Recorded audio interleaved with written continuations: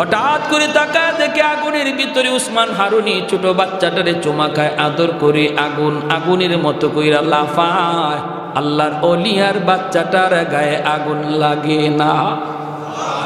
আবার তিনি আগুনের ভিতর থেকে বেশ কিছুক্ষণ সময় কাটাইয়া আল্লাহু আকবার বলে তিনি বের হয়ে আসলেন। এইবার অগ্নি পূজারীরা কয়, হায় হায় হায়, এতদিন যাবত আমরা কারে ভগবান কই? আগুন তো ভগবান না, আগুনের চেয়ে বড় ভগবান হলো যারে আগুন জ্বালাইছে না। ওই বুঝছেন ভগবান কেমনে বাড়ায় দেখে।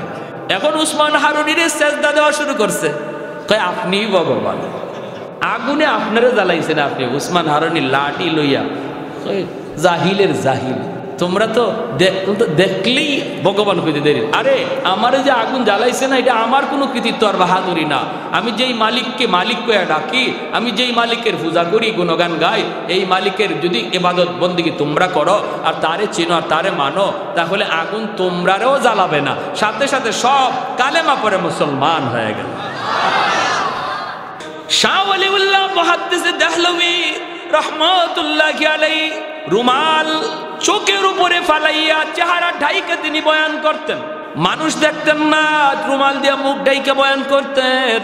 একজন জিজ্ঞেস করলো, হযরত এইভাবে চেহারা ঢাইকা বয়ান করেন কেন? আল্লাহর ওলি কয় কারণ আছে। কয় কারণটা কোয়া লাগবে?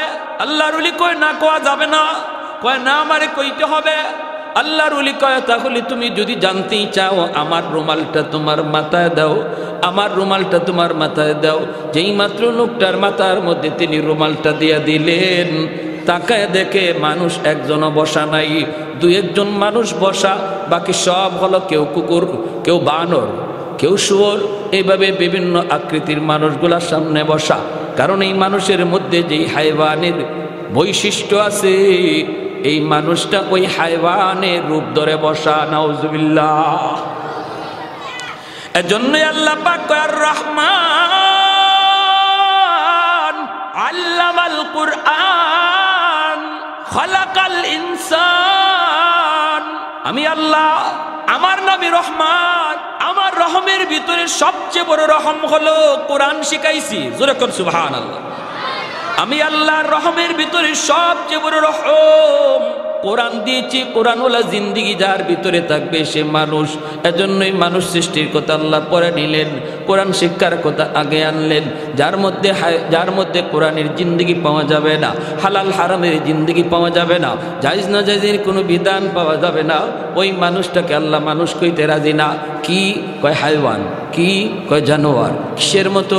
আল্লাহ নিজে কয় ওয়ালাকাদ যারানা লিজাহান্নামা কাসীরাম মিনাল জিন্নি ওয়াল ইনস লাহুম কুলুবুল লা ইয়াফকাহুনা বিহা ওয়া লাহুম আ'য়ুনুল লা ইউবসিরুনা বিহা ওয়া লাহুম আযানুল লা ইয়াসমাউনা বিহা উলাইকা কাল আনআম বাল হুম আদাল। রব্বুল আলামিন কয় তোমরা দেখতেছো এদের চোখ আছে, কিন্তু আমি আল্লাহ দেখি চোখ নাই। তোমরা দেখতেছো কান আছে, কিন্তু মূলত কান থাইকাও নাই। দেখতেছো বিবেক আছে, কিন্তু বিবেক থাইকাও নাই। হাইওয়ানেরও চোখ আছে, কান আছে। যেই মানুষগুলা চোখ কান থাকার পরেও হাইওয়ানের মতো চলে, হাইওয়ানের জীবনে হালাল নাই, হারাম নাই। একটা কুকুরের জীবনে জায়েজ নাই, না জায়েজ নাই। কুকুর যা পায় তা খায়, শিয়াল যা পায় তা খায়। মানুষ হয়েও যেই মানুষগুলা যা পায় তা খায়, হালাল হারাম বুঝে না, মানে না, আল্লাহ বলে এদের মধ্যে আর হাইওয়ানের ভিতরে তফাৎ না। আমার উপরে রাগ করেন না, এটা আমি মৌলবি কই না, এটা আল্লাহর কথা। উলাইকা কাল আনআম, উলাইকা কাল আনআম বাল হুম আদাল। আল্লাহ বলে এর চেয়ে নিকৃষ্ট, এর চেয়ে নিকৃষ্ট।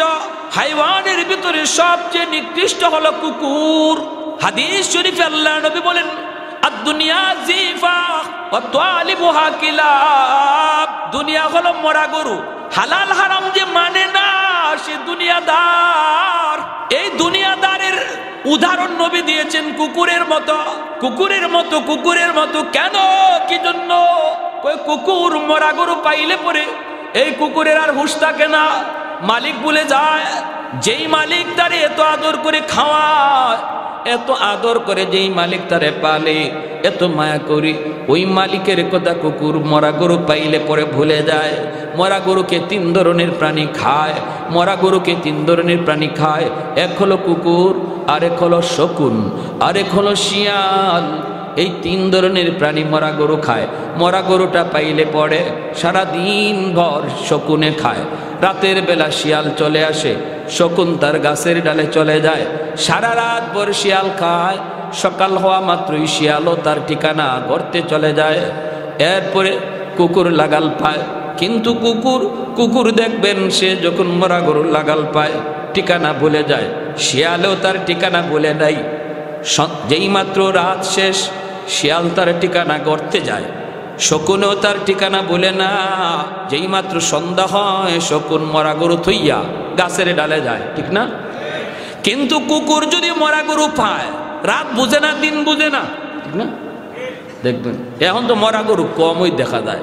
আগে ছোটবেলা দেখতাম, বিশেষ করে আমার বাড়ি তো সিলেট এলাকার হাওর বেশি। নানার বাড়িতে যাইতাম, গেলে পরে এরকম গরু খুব বেশি মরত। আর ও শকুনের সাথে খুব ঝগড়া করতাম, আমি শকুনের সাথে খুব ঝগড়া করতাম। যাইয়া শকুনের কাছে গিয়া বাড়াবাড়ি করতাম, শকুনে আমারে দৌড়াইতো, আবার শকুনটা আমি দৌড়াইতাম, এইরকম আসিল। কিন্তু দেখতাম কি সবই ঠিক। কোনো সময় রাত্রে যদি আসছি, রাতের বেলা আসছি, মরা গরু পাশে আইলে দেখা যায় কুত্তার ব্যবহার যায়। আরে শিয়ালও গেল তার ঠিকানায়, শকুনও গেল ঠিকানায়, কিন্তু কুকুরে এ মরা গরু পাইলে সব শেষ। কোন মালিকে খাওয়াইলো, কোন মালিকে দুধ কলা খাওয়াইলো, কোন মালিকে তারে নিজের হাতে গোসল করাইলো, কোন মালিকে তারে দুধ ভাত খাওয়াইলো, সব বুইলা মরা গরু আছে আর কুত্তা আছে, ঠিক না? এজন্য আল্লাহ নবী রহমতের নবী কয়, যে মানুষটা দুনিয়া পাওয়ার পর মালিক ভুলে যায়, দুনিয়ার রং তামাশা ভোগ বিলাস হালাল হারাম না বুঝা, হারাম টাকা পাওয়ার পরে সুদের টাকা, ঘুষের টাকা, মানুষকে মাইরা খাওয়ার টাকা পাওয়ার পর যেই মানুষটা আল্লাহকে ভুলে যায়, ওই মানুষেরই ভিতরে আর কুকুরের মধ্যে কোনো তফাৎ নাই, ঠিক না? সে তো তখন কোন মালিকে তারে এতদিন পাললো, কোন মালিকে তারে মায়ের পেটে খাওয়াইলো, কোন মালিকে তারে আস্তে আস্তে বড় করলো, কোন মালিকে তারে এত সুন্দর চেহারা দিল, কোন মালিকে তারে এত সুন্দর দাঁত দিল, মায়ের পেট থেকে দুনিয়াতে আসলো, মায়ের পেটে থাকলো, খাবার কেমনে মালিক পৌঁছাইলো, সেই মার গর্ভ থেকে দুনিয়ায় আসার পর কোন মালিক তারে খাওয়ার ব্যবস্থা করলো, কত সুন্দর করে ব্যবস্থা করলো। মায়ের পেটে থাকতে খাইছে এক পথে এক লাইনে, আর মায়ের পেট থেকে দুনিয়া আসার পর খাওয়ার লাইন দিয়ে দিছে আল্লাহ 2টা। মায়ের বুকের দুধ বাচ্চাটা খায়, সেই দুধটা বেশি গরমও নয়, বেশি ঠান্ডাও নয়, ঠিক কিনা? এত সুন্দর করে যেই মালিক তারে পাললো, যেই মালিক তারে খাওয়াইলো রে যুবক, ওই মালিকের কথা ভুইলা যেই মানুষটা মালিককে ভুইলা শুধু দুনিয়া হালাল হারাম না বুঝা থাকে, আল্লাহর নবী কয় এর ভিতরে আর মরা গরুর মধ্যে কোনো তফাৎ নাই। এজন্যই আল্লাহ বলেছেন বালহুম আদালের তফসির করেছেন আল্লাহর নবী তার হাদিসে, আদ-দুনিয়া জিফা ওয়া তালিবুহা কিলাব। আল্লাহু আকবার। এজন্য আমার ভাইয়েরা, বন্ধুরা মনে রাখবেন, ভাইরে মনে রাখবেন, আল্লাহর কোরআন মানুষকে মানুষ বানায়, আল্লাহর কোরআনের জিন্দেগি মানুষকে মানুষ বানায়। যেই মানুষগুলা কোরআন ওয়াল মতো জিন্দেগি মতো চলে, যারা স্কুল কলেজে পড়ে, এরাও মানুষ হইতে পারে। মানুষ হওয়ার সুযোগ একটাই, সেটা হলো কোরআন মতো জিন্দেগি পরিচালনা করা। ডাক্তার হওয়ার পরে যদি হালাল হারাম মানে, ইঞ্জিনিয়ার হওয়ার পরে যদি হালাল হারাম মানে, উলামায়ে কেরামের সাথে সম্পর্ক রাখে, আল্লাহর কোরআনের বিধিবিধান মতো যদি জীবন পরিচালনা করে, এই ডাক্তার হইয়াও সে আদর্শ ডাক্তার, সে আল্লাহর তালিকায় মানুষ। আর যেই মানুষটা হালাল হারাম মানে না, সে যত বড় দুনিয়ার মানুষের কাছে লিডার হোক, আল্লাহর কাছে মানুষের খাতায় নাম নাই। আর রহমান আল্লামাল কুরআন খালাকাল ইনসান। এ ভাই, আজ থেকে 300 বছর আগের ঘটনা। মালদ্বীপ নামে একটা দেশ বিশ্ব মানচিত্রে আছে। এই মালদ্বীপের মানুষ, তারা সব ছিল মূর্তি পূজারী, অগ্নি পূজারী। ওই মানুষগুলি অগ্নির পূজা করত, আগুনের পূজা করত। এই মানুষগুলা, তারা একদিন, এই মালদ্বীপের মানুষ জেলেরা বেশি বেশি এরা মাছ ধরতো, সাগরে নামে মাছ ধরতো। মাছ ধরতে নামছে জেলেরা, হঠাৎ করে তাকায় দেখি একটা কাঠের উপরে ছোট্ট একটা বালক, 8 বছর 9 বছরের একটা বালক কাঠের উপরে ভাসতেছে। অর্থাৎ একটা জাহাজ, সৌদি আরবের জাহাজ এসে ডুবে গেল রে যুবক। ওই জাহাজের ভিতরে যতগুলি মানুষ ছিল সবাই মারা গেছে, কিন্তু একটা বালককে আল্লাহ কুদরতিভাবে বাঁচায় নিছে, যেই বালকের সিনার মধ্যে 30 পারা কোরআন। 7 বছর 8 বছর বয়সে কোরআনের হাফেজ হয়নি না হয় না? জোরে কর না, হয়নি না হয় না? 1 বছরও লাগে না, মাত্র 6 মাস, কোথাও 6 মাসও লাগে না, 3 মাসও হাফেজ হয়ে যায়। এটা বাহাদুরি করে সম্ভব? এটা কার দান? জোরে বলেন কার? হাফেজে কোরআন, হাফেজে কোরআন কাঠের উপরে ভাসতেছে। আল্লাহ নবীর দেশের মানুষ মালদ্বীপের জেলেরা নৌকায় তুলল, তুইলা তারে বাঁচাইয়া বাজারে বিক্রি করবে গোলাম বানায়া, বাজারে উঠাইলো। মালদ্বীপের মানুষ তো এত সুন্দর নয়, কিন্তু এই বালকটা তো এত সুন্দর, পূর্ণিমার চাঁদের মতো চেহারা হবেই তো, কারণ আমার নবীর দেশে জন্ম, ঠিক না? বাজারে উঠাইলো, বিক্রি করবে। যে মানুষগুলা কিনতে আয় অনেক চড়া দাম চায়, কেউ নিতে পারে না। হঠাৎ করে একজন মহিলা, হিন্দু মহিলা, মূর্তি পূজারী, অগ্নি পূজারী, ওই মহিলা খবর পাইল মহিলার অনেক ধন আছে, দৌলত আছে, সম্পদ আছে, কিন্তু তার ছেলে সন্তান নাই, আছে শুধু একটা মেয়ে সন্তান। এ চিন্তা করলো মেয়েটাকে বিয়ে দেওয়ার পর স্বামীর বাড়ি চলে যাবে, আমাকে বৃদ্ধ বয়সে কে পালবে, আমাকে কে খাওয়াবে, একটা ছেলের তো আমার প্রয়োজন। অতএব এই ছেলেটাকে আমি যা পয়সা লাগে কিনে আনব। মহিলা পয়সা নিয়ে বাজারে হাজির হয়ে গেল, জেলেদেরকে বলতেছে কত টাকা লাগবে, নেও আমার কাছে বিক্রি করো। বিক্রি করে নিয়ে আইসা কয়, বাবা তুমি আমার গোলাম না, তুমি আমার পুত্র, তুমি আমার ছেলে, আমি তোমার মা। হাফেজ কোরআন মহিলাকে আম্মু কয়া ডাকে, বোনটারে বোন কয়, বোনও তারে ভাই কয়। চলছে সুন্দরের সংসার, সুন্দরী চলছে। হঠাৎ করে একদিন হাফেজ কোরআন দেখে মা কাঁদতেছে। মা তুমি কেন কান্দো, কান্নার কারণ কি? মহিলায় কয়, বাবা রে, ও বাবা, প্রতি বছর মালদ্বীপে সিডর হয়, জলোচ্ছ্বাস হয়। রাত যখন 12টা বেজে যায়, প্রতি বছর নির্ধারিত টাইমে, নির্ধারিত রাতে মালদ্বীপে সিডর হয়। পানি আইসা বহু মানুষকে মারে, বহু মানুষের প্রাণহানি ঘটে। বাদশাহ জ্যোতিষীদেরকে বলেছিল, জ্যোতিষীরা, জ্যোতিষী বিদ্যা পরে তোমরা বের করে দেখো এটা কেন হয়, কি জন্য হয়। জ্যোতিষীরা গণকেরা বলল, এটা একটা খবিস জিন্নাতের কারসাজি। এই জিন্নাতের কারসাজি, খবিস জিনের কাজ। ওর কাছ থেকে যদি বাঁচতে হয় তাহলে সাগরের পারে যে একটা রাম মন্দির, এই রাম মন্দিরে একজন কুমারী সুন্দরী মেয়েকে প্রতি বৎসর এই রাতে রেখে দিতে হবে সন্ধ্যার সময়, তাহলেই সিডর হবে না। কিন্তু সকালবেলা মেয়েটাকে জীবিত পাওয়া যাবে না, সকালবেলা তার লাশ পাওয়া যাবে। বাদশাহ কয়, ক্ষুদ্র স্বার্থ জলাঞ্জলি বৃহৎ স্বার্থের কারণে সুন্দরী মেয়েদের তালিকা তৈরি করো, প্রতি বছর লটারি দেওয়া হবে। এই লটারিতে যেই মেয়েটার নাম উঠবে তারই আমরা মন্দিরে রেখে দিব। ওই খবিস জিনের ভোগ দিব, খবিস জিন্নাতের ভোগ দিব, তাহলেই সিডর হবে না। বাবারি এই বছর লটারিতে নাম উঠে গেছে আমার একমাত্র মেয়েটার। ও বাবা, সন্ধ্যা হওয়া মাত্রই আমার মেয়েটাকে ওরা জোরপূর্বক ধরে নিয়ে যাবে। এজন্য আমি মা কাঁদতেছি। বাবা বলো না, আমি মা কেমন করে সেটা সহ্য করব? আমি তো মা।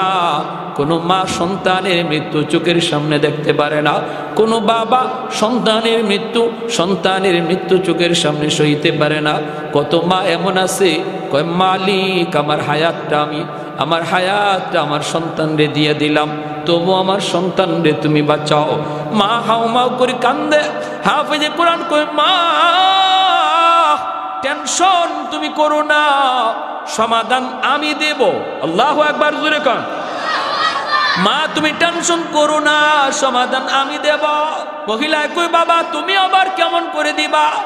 হাফেজে কোরআন কই, মা আমার বোনটারে নানার বাড়ি পাঠায় দাও, নানার বাড়ি নানির হাতের পিঠা খাক, আর বোনের জামা কাপড় পরাইয়া আমাকে মেয়ে লোক বানাইয়া পালঙের উপর বসায় রাখো, ওরা আমাকে মেয়ে লোক মনে করে নিয়ে যাক, মন্দিরে রেখে দুক, এরপরে আমি বুঝবো আর জিনে বুঝবে। আল্লাহু আকবার। খবিস জিনের কত বড় শক্তি আমি দেখব। মহিলা কই না বাবা, আমি তোমাকে হাতছাড়া করতে পারি না, কারণ আমার মেয়েটা বিয়ের পরে তো চলে যাবে, তুমি তো আমাকে পালবে, তুমি তো আমাকে খাওয়াবে, আমি তোমাকে মৃত্যুর ঘাটে দিতে পারি না। হাফেজ কোরআন কয়ে মা তুমি তো মনে করছো আমাকে জিনে মেরে ফেলবে, খবিস জিনে আমাকে খেয়ে ফেলবে, কিন্তু মা গো তুমি জানো না আমার সিনার মধ্যে আল্লাহ কি রেখে দিয়েছে। আমার সিনার ভিতরে 30 পারা কোরআন, যেই কোরআনের পাওয়ার জিন্নাতের পাওয়ারের চেয়ে 1000 গুণ বেশি। আরেকটু জোরে সুবহানাল্লাহ, আরো জোরে আল্লাহু আকবার। মুসলমানের আওয়াজে আল্লাহু আকবার। ভাইরা আমার, যেই মাত্র কয় মা আমার সিনার ভিতরে 30 পারা কোরআন, আমার কোনো ক্ষতি হবে না গো মা, টেনশন তুমি করো না, টেনশন করো না। এই কথা বলা মাত্রই মা কয় বাবা বুঝি না তুমি কি কইতে চাও। কয় মা এত কিছু বোঝা লাগবে না, যা বলছি তুমি তা করো, যা বলছি তুমি তা করো। মহিলা খেত হিন্দু মানুষ, মূর্তি পূজারী, অগ্নি পূজারী, সে কোরআনের মহত্ব বরত্ব বুঝে না, জানেও না। সন্ধ্যা হওয়া মাত্রই সরকারি ফৌজ চলে এসেছে, দরজায় নক করেছে, টক টক করে। মা দরজা খুলে দিয়ে দেখে সরকারি ফৌজ। এখনই তোমার কলিজা কাইপা উঠছে, হায়রে আমার ছেলেটারে নিয়ে যাবে, মেয়ে মনে কইরা, মেয়ে লোক মনে কইরা আমার ছেলেটারে নিয়ে যাবে, আমার ছেলেটারে আর মনে হয় পাবো না। মহিলায় কয় রাম রাম রাম। হাফেজে কোরআন কয় মা গো রাম রাম কইও না, রামে বাঁচাইবার ক্ষমতা বাঁচাই কে? আরেকটু জোরে কে? সব মারা গেল, জাহাজ ডুববে, বাঁচাইলো কে? আল্লাহ চাইলে পারেনি না পারে না। যারে আল্লাহ রাখে কেউ তারে মারতে পারে না, আর যারে আল্লাহ ধরে কেউ তারে সারাইতো জোরে খন। ইন্না বাতুশা রাব্বিকা লাশাদীদ। আল্লাহর ধরা বড় কঠিন। ধরে না, ধরলে আল্লাহ ছাড়ে না, ঠিক কি না? হুট করে আল্লাহ ধরে না, আল্লাহ সময় দেয়, সুযোগ দেয়, বান্দা দেখি এরপরে ফিরে আয়, এরপরে ফিরে আয়। যখন আয় না তখন ধরে। ফেরেশতারা আল্লাহ ফজরের নামাজটা পড়ছে না, সকালবেলা নাস্তা দিমু, আল্লাহ দি আল্লাহ জুহরের টাইমে মনে হয় আমার বান্দা নামাজে আইব, জুহরের টাইমটা তো নামাজে আইলো না। ফেরেশতার আল্লাহ দুপুরে খানাকে হাজির করব, আল্লাহ কয় দিয়া দেও, রিজিক বন্ধ করো না, আসরের নামাজে আমার বান্দা আইব। যেরকম সুবহানাল্লাহ। আসরও আয় না, তখন আল্লাহ কয় মাগরিবে আইব। আল্লাহ এতটা সুযোগ দিয়া দেয়। যেরকম সুবহানাল্লাহ। আলা কুল্লা ইয়াউমিন ওয়াল আরদা ইস্তাজিলু রাব্বাহু। জমিন কয় মালিক দাবা দেই। ওয়াল মালাইকাতু ইস্তাজিলু রাব্বাহু ওয়াল বাহরা ইস্তাজিলু রাব্বাহু। ফেরেশতারা কয় আল্লাহ ধ্বংস করে দেই, আর কত দেখবো, আর গুনাহ কত দেখবো, আর সহ্য হয় না। আল্লাহ তুমি কও। জমিনে কয় আল্লাহ আর কত দেখবো, আর কত দেখবো, ভাল লাগে না। আল্লাহ আর কত দেখবো, সহ্য হয় না। সাগর মহাসাগর কয় আল্লাহ আর সহ্য হয় না। আমি এই বঙ্গোপসাগরের পারে আইসা কক্সবাজারের সমুদ্র সৈকতে তোমার কুদরত দেইখা সুবহানাল্লাহ জিকির করব।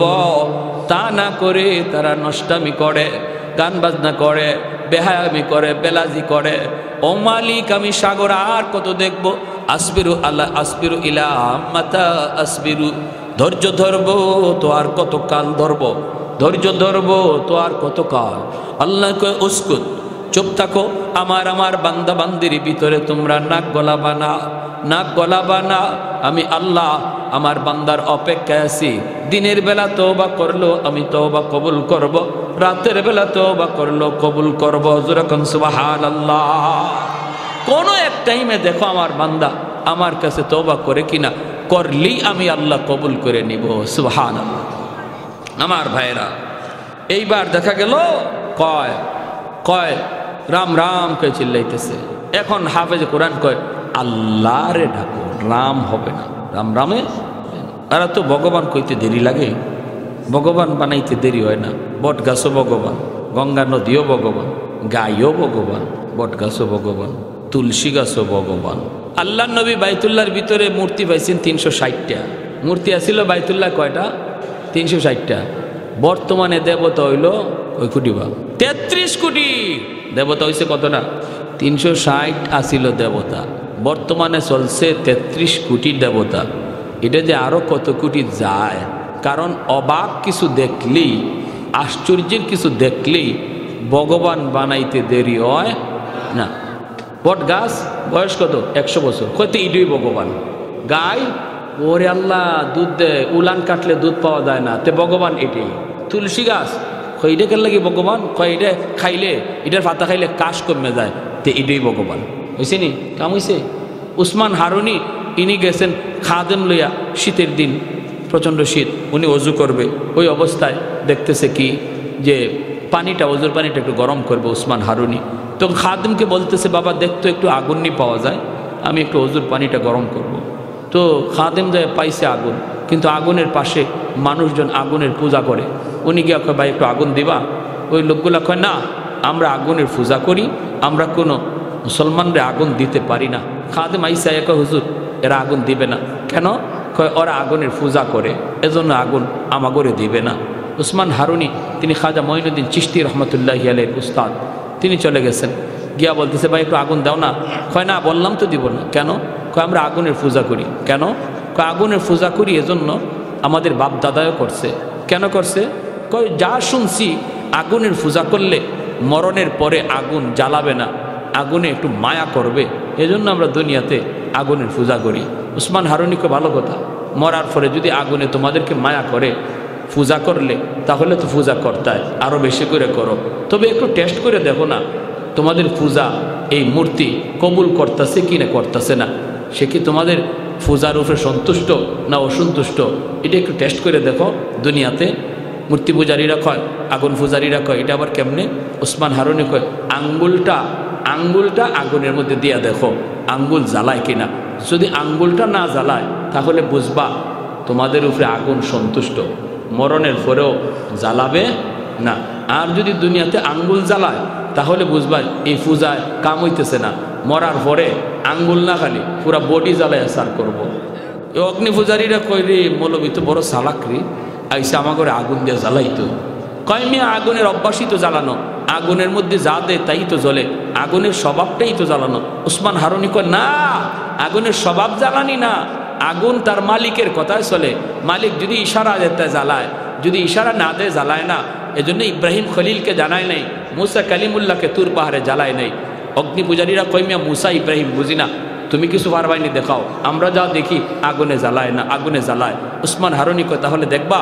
এই বইলেই ছোট্ট একটা বাচ্চারে টাস করে কুলে নিয়া একটা লাভ দিয়া আল্লাহু আকবার কইয়া আগুনের ভিতরে চলে গেছে।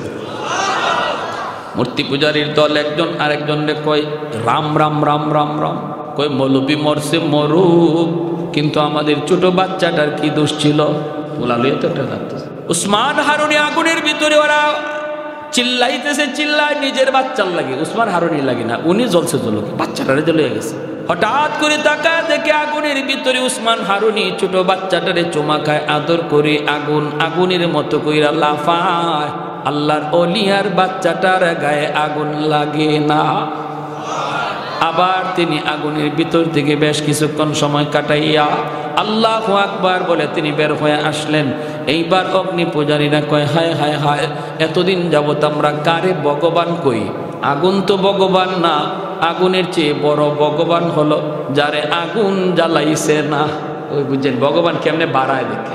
এখন উসমান হারুনির সেজদা দেওয়া শুরু করছে, কয় আপনিই ভগবান, আগুনে আপনারা জ্বালাইছেন আপনি। উসমান হারুনি লাঠি লইয়া, জাহিলের জাহিল, তোমরা তো দেখলেই ভগবান কইতে দেরি। আরে আমারে যে আগুন জ্বালাইছে না, এটা আমার কোনো কৃতিত্ব আর বাহাদুরি না। আমি যেই মালিককে মালিক কইয়া ডাকি, আমি যেই মালিকের পূজা করি, গুণগান গাই, এই মালিকের যদি ইবাদত বন্দেগী তোমরা করো আর তারে চিনো আর তারে মানো, তাহলে আগুন তোমরারেও জ্বালাবে না, সাথে সাথে সব কালেমা পড়ে মুসলমান হয়ে গেল। ভাইয়েরা আমার, মহিলায় কয় রাম রাম, হাফেজে কোরআন কয় না, চিল্লায় না। এরপরে সরকারি ফৌজগুলি ভিতরে ঢুইকা চেহারা দেখা কয়, হায় রে এত সুন্দর মেয়েটা, আজ আমরা এই মেয়েটাকে জিন্নাতের ভোগ বানাবো, রাম মন্দিরে রেখে দিব। হায় হায় হায়, হাফেজে কোরআনকে নিতে চায়। ভাইয়েরা বন্ধুরা, সে বলতেছে আমাকে ধরা লাগবে না, আমাকে টান দিতে হবে না, জোর জবরদস্তি করতে হবে না, আমি নিজেই মন্দিরে যাব। এই বইলে সে রওনা দিল।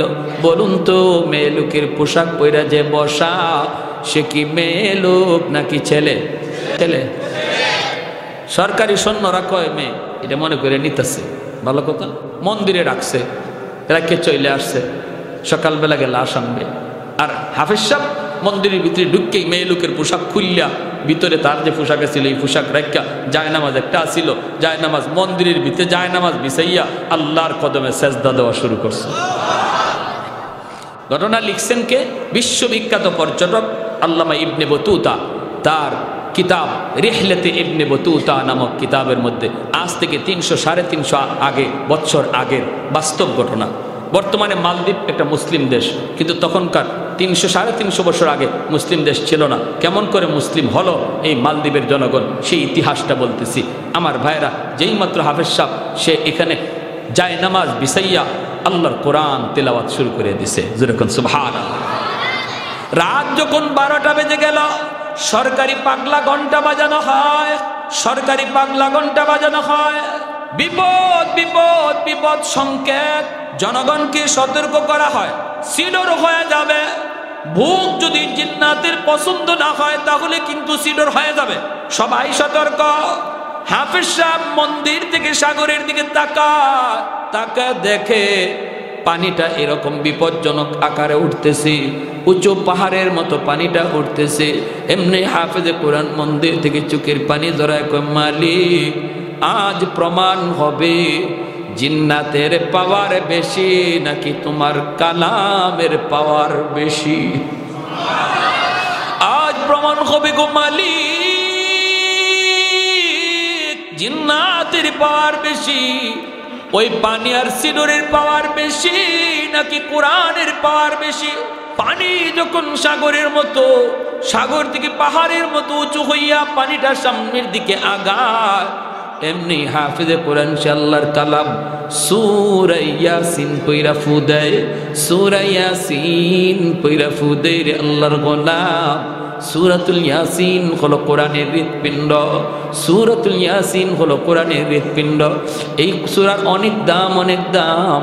এই সূরা পইরা যখন ফু দেয়, আল্লাহ পাক এই ফুটাকে অ্যাটম বোমার মতো শক্তিশালী বানাইয়া পানির বিপরীতে আল্লাহ পাঠায় দেয়।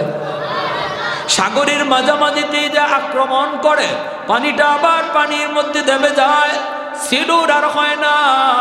সাগরের মধ্যে পানিটা আবার নিস্তেজ হয়ে যায়। সকালবেলা তারা গেছে লাশ আনার জন্য, সকালবেলা গেছে লাশ আনার জন্য, যা দেখে লাশের কোনো বংশ নাই, বরং মন্দিরের ভিতরে একজন হাফেজে কোরআন কোরআন তেলাওয়াত করতেছে। সরকারি ফৌজরা যে কই লাশ কই? হাফেজ সাহেব কয় লাশ কোথায় পাবা? কয় কেন? গত রাত যে আমরা মেয়েটারে আনলাম। কয় গত রাত তোমরা মেয়ে লোকরে আনো নাই, কারে আনছি? কয় আমারই আনছ। চোখগুলো বড় বড়। কই কি কষ্ট? আমরা আনলাম মেয়ে মানুষ, তুমি ছেলে মানুষ। কারে বলো? আমি আমার বোনের কাপড় চোপড় ফইরা মেয়ে লোক সাহায্যে বসা আসিলাম। কত তুমি বসা আসিলা? মন্দিরে তুমি আসিলা? বলে হ্যাঁ মন্দিরে আমি ছিলাম। কত সিডরও হলো না, তুমিও মরলা না। সিডরও হলো না, তুমিও মরলা না। ঘটনা কি? হাফেজে কোরআন কয় তোমরা কি মনে করেছো আমাকে জিন্নাত মেরে ফেলবে? তোমরা তো কেউ জানো না আমার সিনার ভিতরে আল্লাহ কি পরিমাণ পাওয়ার রেখে দিয়েছে। 30 পারা কোরআন, ওই কোরআনের পাওয়ার সিডর আর জিন্নাতের পাওয়ারের চেয়ে 1000 গুণ বেশি। আমি 30 পারা কোরআন পড়া লাগে নাই, শুধুমাত্র সূরা ইয়াসিন পড়ছি রে। ইয়াসিনের পাওয়ারটাকে আল্লাহ পাক এত বড় বানাইয়া সিডুরের মোকাবেলায় পাঠাইছে, পানি পানি জায়গায় দেবে গেছে, সিডুর হয় নাই। সাথে সাথে এই খবর বাদশার কানে চলে গেল। বাদশাহ মন্ত্রী পরিষদ লইয়া মন্দিরে হাজির। হাফেজে কোরআনের সাথে দেখা করে, বাবা কি কও একটু ভালো করে বলো। হাফেজ সাহেব যখন তার বাস্তব ঘটনাগুলি সব শোনায় দিল, বাদশার চোখ দিয়ে দর দর করে পানি পড়ে। বাদশাহ কয়, হাফেজে কোরআন, ও আল্লাহর কালামের হাফিজ রে, এতদিন পর্যন্ত আমরা অন্ধকার ধর্মে ছিলাম, আমরা তো আল্লাহ চিনি নাই, মালিক চিনি নাই। আজ তুমি আইসা আমাদের কোরআনের পরিচয় শিখাইয়া দিছ, কোরআনের পরিচিতি আমাদেরকে জানাইছ। তবে আমার ইচ্ছা, মনের ইচ্ছা হলো আগামী বৎসর আমি নিজের চোখে কোরআনের পাওয়ারটা দেখতে চাই। যদি এমনই হয় তাহলে কথা দিলাম, আমি বাদশা শুধু না, মন্ত্রী পরিষদ জনগণ লইয়া একসাথে তোমার হাতে কালেমা পড়ে মুসলমান হব। আগামী বছর এই দিনে আবারও তারে মন্দিরে রেখে দেওয়া হয়, সিডর হবে, আবারও সে এরকম কোরআন পয়রা ফু দেয়। আল্লাহ পাক কোরআনের পাওয়ার বাদশারে দেখাইলেন, মন্ত্রী পরিষদরে দেখাইলেন, জনগণরে দেখাইলেন। সবাই এক বাক্যে তখন হাফেজ সাহেবের হাতে হাত রেখে কালেমা পরে মুসলমান হয়েছে।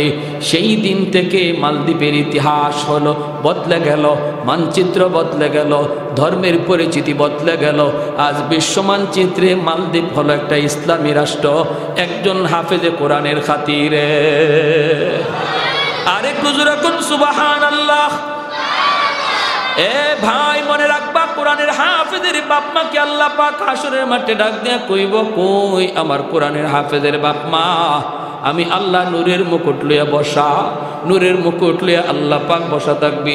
দুনিয়াতে আজকে উস্তাদগণ তাদেরকে পাগড়ি মাথায় দিয়ে দিবে, কিন্তু আমরা যারা পাগড়ি দেব বাচ্চাদেরকে, এই বাচ্চাগুলির বাপ মার চেহারার দিকে আল্লাহর মায়ার নজর। কারণ দুনিয়ার জগতে তার বাপ মা কত কথা শোনা লাগছে, মানুষজন তারে বাধা দিছে, কতজনে কত কথা বলছে, না মাদ্রাসায় পড়ায় না, মাদ্রাসায় পড়লে খাইবে কেমনে, চলবে কেমনে, সংসার পালবে কেমনে, বউ পালবে কেমনে, কত কত কথা, কত কথা। সমাজের মানুষ চলতেছিল একদিকে স্রোতের তালে তালে স্কুল কলেজ ভার্সিটির দিকে, কিন্তু যেই হাফেজে কোরআনের বাপ মা স্রোতের তালে তালে চলে নাই, স্রোতের উল্টা দিকে চলছে আমার আল্লাহকে খুশি করার জন্য। ওই বাপ মার চেহারার দিকে আল্লাহ মায়ার নজরে তাকায়। কিয়ামতের ময়দানে আল্লাহ পাক এরকম একটা পাগড়ি লইয়া দাঁড়ায় থাকবে আর বলবে, আসো দুনিয়াতে তোমাদের সন্তানের মাথায় পাগড়ি পরাইছে মানুষ, আজ হাসরের মাঠে পাগড়ি পরাবো তোমরা বাপ মার মাথায় আমি আল্লাহ নিজে। মান করা আল কুরআন ওয়া আমিলা বিমা ফিহি উলবিসা ওয়ালিদাহু তাজান ইয়াউমাল কিয়ামাহ। এজন্য ধন্য ওই বাপ মা, যেই বাপ মার সন্তান আজকে পাগড়ি নিবে, ধন্য ওই দাদা, ধন্য ওই দাদি, যেই দাদা দাদির নাতিটা আজকে পাগড়ি নিবে।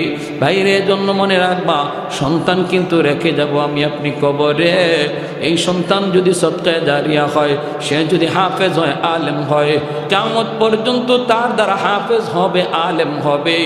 আমার গুনার কারণে যদি আমি কবরে শাস্তি পাই, আমার আওলাদের খাতিরে আল্লাহ কবরকে জান্নাতের বাগান বানাবে। ছোট বাচ্চাটা বাবার কবরের পাশে গিয়ে ইয়াসিন তেলাওয়াত করে, ছোট বাচ্চাটা দাদার কবরের পাশে গিয়ে ইয়াসিন তেলাওয়াত করে, আল্লাহ পাক কবরের আযাব মাফ করে জান্নাতের বাগান বানায়। আর যদি সন্তানটারে তুমি দিন না শিখাও, বাবার কবরের পাশ দিয়া গান গায়া গায়া চলে যাবে, মোটো দিলের মধ্যে লাগবে না। আমার সন্তান আমার কবরের পাশে গান গাইবে না তেলাওয়াত করবে, সিদ্ধান্ত নিবে বাপ মা। জোরে কোন ঠিক না? সিদ্ধান্ত নিবে বাপ মা। বাপ মার সিদ্ধান্ত যদি সঠিক হয়, সন্তান মা বাবার কবরের পাশে ইয়াসিন তেলাওয়াত করবে। বাপ মার সিদ্ধান্ত যদি রং হয়, বন্ধু বান্ধব নিয়ে গান গায়া মোবাইল টিপে টিপে চলে যাবে, পাশেই বাবার কবর, মায়ের কবর একটু দিলে বাঁচবে না। ভাইরে এমন সন্তান দুনিয়ায় রাখার কোনো অর্থ নাই। সন্তান দুনিয়াতে জন্ম দেওয়ার, সন্তান দুনিয়াতে রেখে যাওয়ার, বাপ মার জন্য বহুত বড় সম্পদ হওয়া চাই সদকায়ে জারিয়া। আমি আমার গুনার কারণে আটকা পড়ে গেল, সন্তানের উসিলায় যেন আল্লাহ মাফ করে দেয়। ঠিক কিনা? জোরে কোন, আরো জোরে কোন, ঠিক কিনা? প্যারে হাজরিন, এজন্য আর লম্বা করতে পারলাম না। প্রত্যেকে আমরা এই খেয়াল রাখবো আমার আওলাদ যেন